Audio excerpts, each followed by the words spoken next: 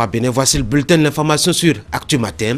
Le présentateur Clément Tchadé. Clément, bonjour. Bonjour Tanguy, bonjour à toutes et à tous. De votre édition. Dans les titres, ce matin, parking automobile saccagé, la voie inter-État Cotonou-Ouagadougou barricadée. C'est le bilan des échauffourées de Tangueta samedi dernier entre chasseurs traditionnels et de la localité et les forces de l'ordre. À l'origine de cet affrontement, les gardes-faunes ont arraisonné les motos des chasseurs qui auraient franchi les limites du parc de la Pinjari. Un bon exemple citoyen à partager avec vous ce matin, c'est bien Laurent Tossou qui l'a donné en se faisant enrôler dans le cadre du recensement administratif à vocation d'identification de la population Ravip. Le directeur général a choisi son arrondissement de provenance, c'est dans la commune de Hoyogbe, pour indiquer la voie à suivre aux populations. Bel exemple, en tout cas, à suivre. Mesdames et messieurs, dans la deuxième partie, on va décrocher notre combiné. On va composer le numéro du maire de Souava. Son nom, Sergio Razouma. Il nous dira comment va la cité lacustre. Désormais, le restaurant La Table du Maire s'occupe de votre petit déjeuner. Prenez rendez-vous du lundi au vendredi à partir de 7 h pour déguster nos différentes formules de petit déjeuner. Recevez en bonus un journal fraternité pour la formule municipale. Le petit déjeuner à La Table du Maire, c'est aussi s'informer à travers les quotidiens les plus lus de la place. Nous sommes situés dans la 2e rue à gauche, après l'entrée principale de la mairie de Cotonou, en quittant le feu tricolore du ciné Okbeoloa. La Table du Maire. Satisfaire votre appétit est notre préoccupation.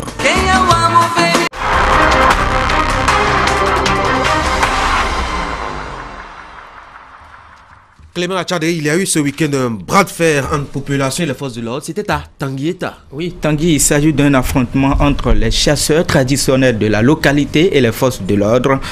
En fond d'étoile, le non-respect d'une interdiction de chasse à la battue, et le non-respect donc des principes déjà établis. Les gardes-faunes ont arraisonné les motos des chasseurs qui auraient franchi les limites du parc de la Pinjari. Du coup, les chasseurs mécontents ont aussitôt répliqué en prenant d'assaut la ville de Tangueta, détruisant tout sur leur passage et bloquant la voie inter-État Cotonou-Ouagadougou. Le récit de la scène avec Alassane Arouna.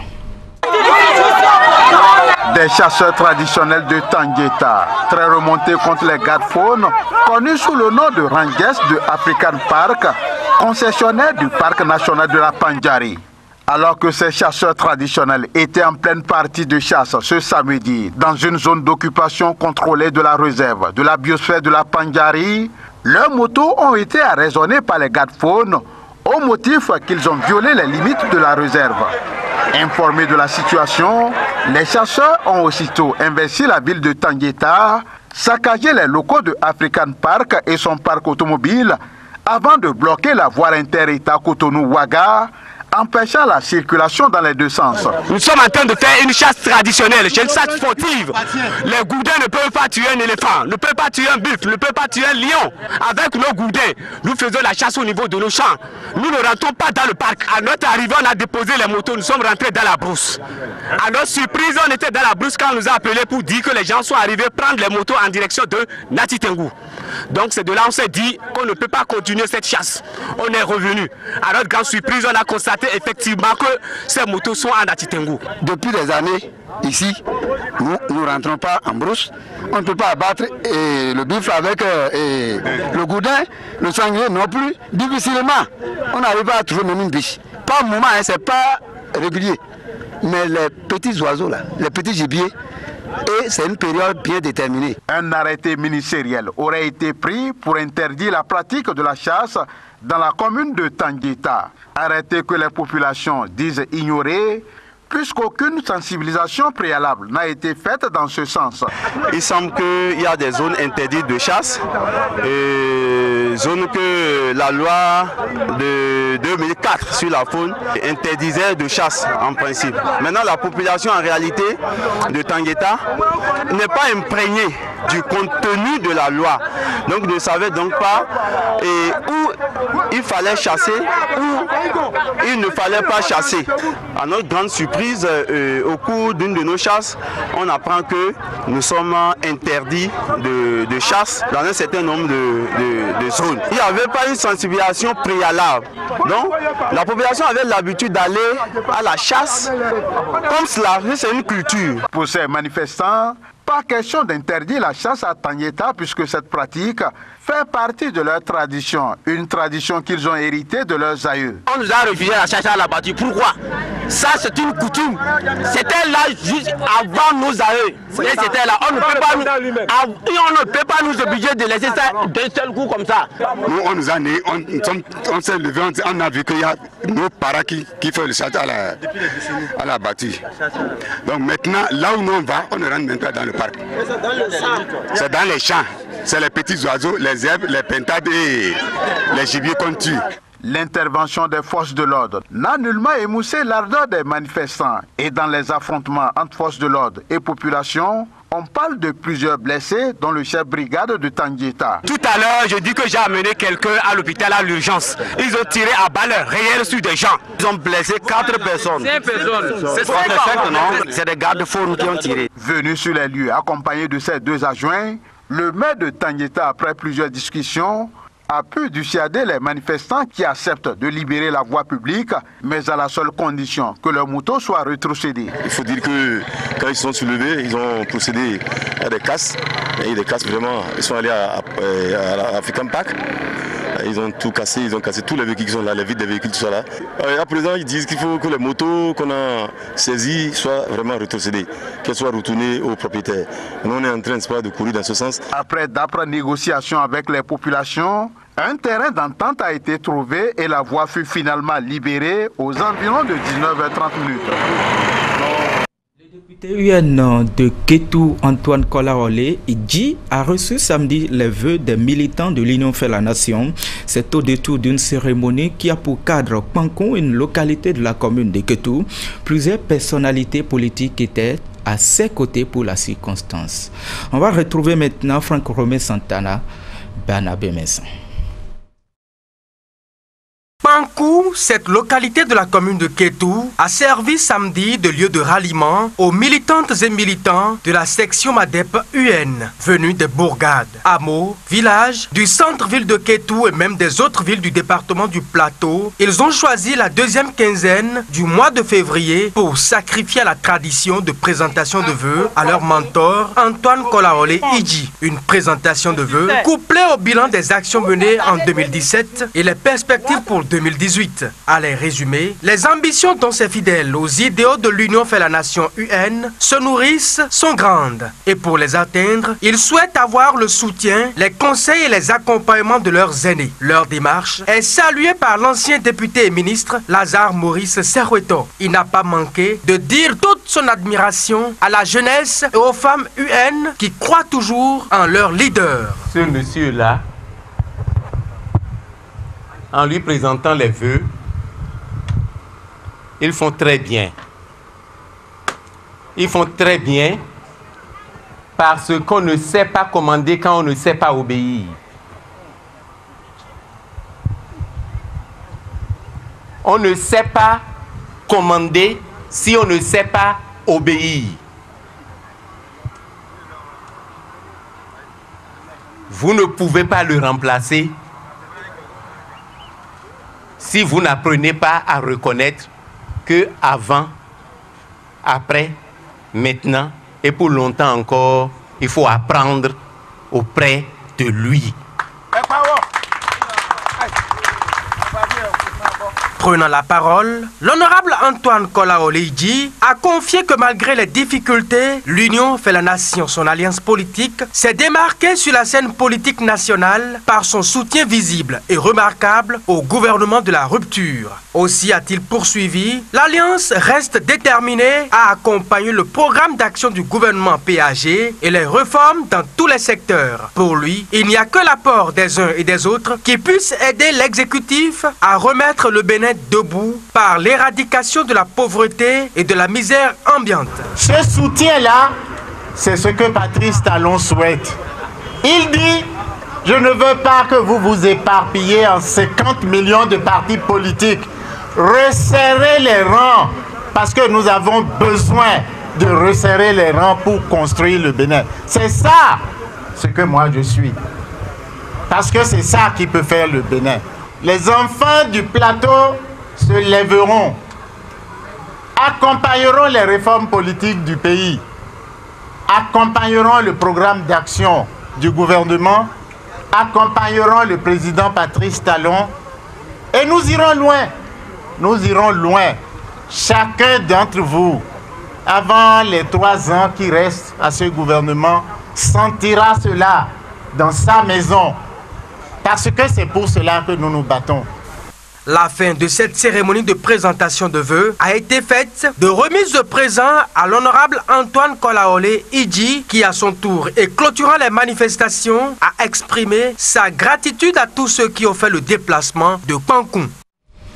En titre, Laurent Tosso a donné le bon exemple en se faisant enrôler dans le cadre du recensement administratif à vocation d'identification de la population RAVIP. Le directeur général de la SBE a choisi son arrondissement de provenance, c'est dans la commune de Houeyogbe, un acte qui vient fouetter le nom des populations indiquées aux indécis. L'importance de cette opération est même pas faite à Niambousso. Le RAVIP, recensement administratif à vocation d'identification de la population, lancé le 1er novembre 2017, aborde son dernier virage.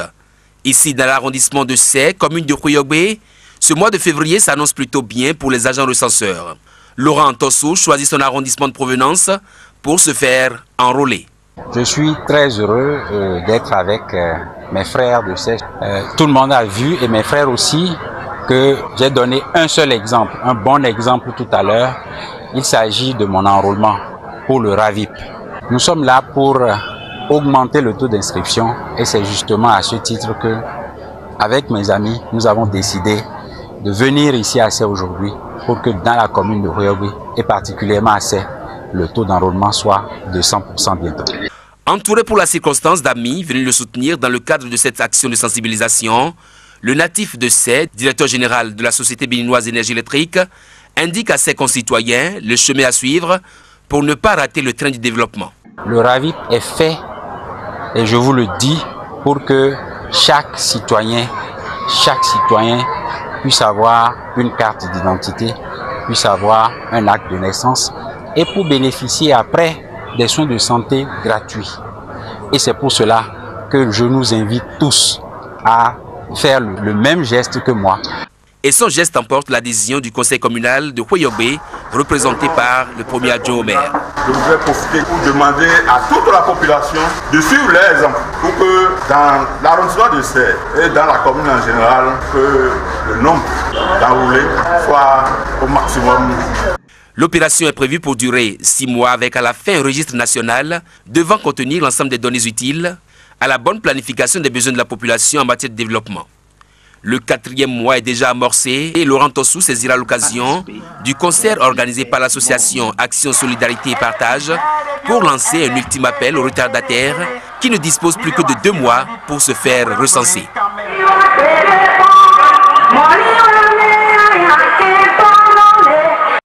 De Houeyogbe, on va aller pas trop loin en tout cas à Lokossa où Dakpe Sossou, c'est un député, était face aux conseillers locaux et sages donc de cette commune. C'était samedi dernier.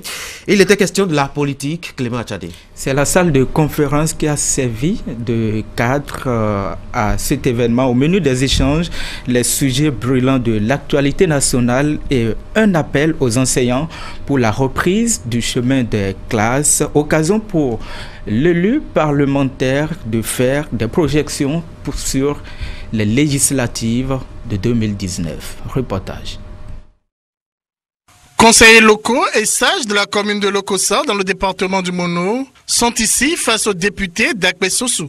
La rencontre a eu lieu ce samedi à la salle de conférence de l'hôtel de ville de Lokossa. Premier sujet abordé durant la séance, les grèves perlées qui secouent actuellement le Bénin. Après la rencontre le mardi 6 février 2018 entre le président de la République et les centrales syndicales, je me fais l'insigne devoir de m'adresser au prime abord avec un cœur sincère à tous les fonctionnaires de l'État, sans aucune exclusion catégorielle et professionnelle, en leur demandant pardon. Spécialement aux enseignants à qui j'ai une estime particulière du fait de la noble fonction qu'ils assurent, qu'ils soient de la maternelle, du primaire ou du secondaire, j'implore leur indulgence pour la suspension des grèves et la reprise effective des classes.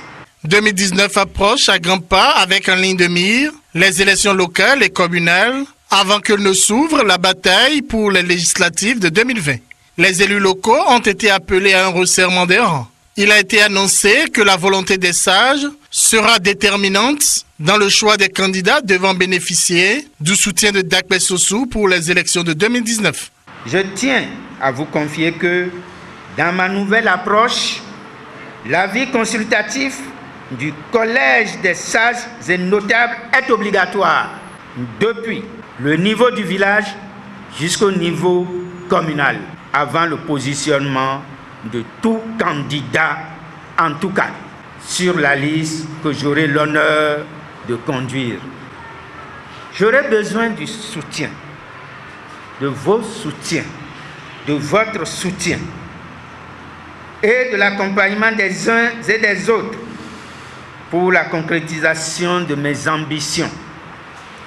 En retour, je promets, la main sur le cœur, le retour de l'ascenseur à tous ceux dont l'engagement, l'accompagnement, le soutien et la fidélité ne me feront défaut. Un appel a aussi été lancé à l'endroit des acteurs de la société civile pour qu'ils continuent de jouer le rôle de veilleurs de conscience et de stabilisateurs de la paix dans le pays. Pour l'occasion, le député Dakpe Sossou avait à ses côtés le maire de la commune, Pierre Awadji, le deuxième adjoint au maire, Faustin Akoledro, et des conseillers communaux. Mesdames, Messieurs, c'est la fin du bulletin de l'information de ce matin. Merci infiniment de m'avoir suivi. Je vous rappelle rapidement quelques rendez-vous de l'information sur votre chaîne préférée, 13h, 16h et 19h30 pour la grande édition du JT Soir. Mais avant, les éléments en boule, c'est tout à l'heure à 10h. Merci Clément Tchadé pour ces rendez-vous rappelés. Merci aussi pour le bulletin de l'information présenté. Mesdames et messieurs, voici la chronique.